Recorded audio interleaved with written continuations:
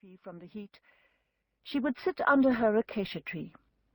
It was a dusty place to sit, and the chickens would occasionally come and peck about her feet, but it was a place which seemed to encourage thought. It was here that Maramotswe would contemplate some of the issues which, in everyday life, may so easily be pushed to one side. Everything, thought Maramotswe, has been something before. Here I am, the only lady private detective in the whole of Botswana, sitting in front of my detective agency. But only a few years ago, there was no detective agency. And before that, before there were even any buildings here, there were just the acacia trees, and the riverbed in the distance, and the Kalahari over there, so close. In those days there was no Botswana even, just the Bechuanaland Protectorate, and before that again there was Khama's country, and lions with the dry wind in their manes.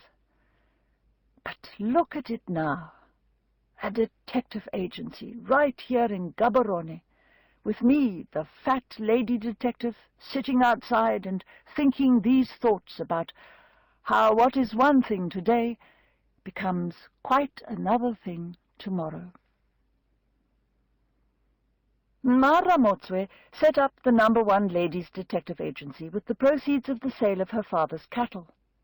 He had owned a big herd, and had no other children, so every single beast, all 180 of them, including the white Brahman bulls whose grandparents he had bred himself, went to her. The cattle were moved from the cattle post back to Mochudi, where they waited in the dust under the eyes of the chattering herd boys until the livestock agent came.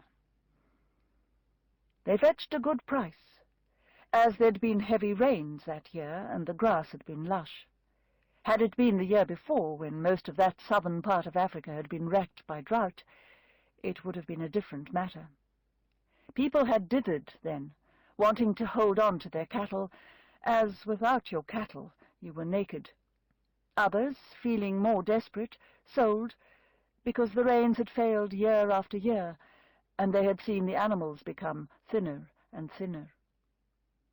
Maramotswe was pleased that her father's illness had prevented his making any decision, as now the price had gone up, and those who had held on were well rewarded. "I want you to have your own business," he said to her on his deathbed.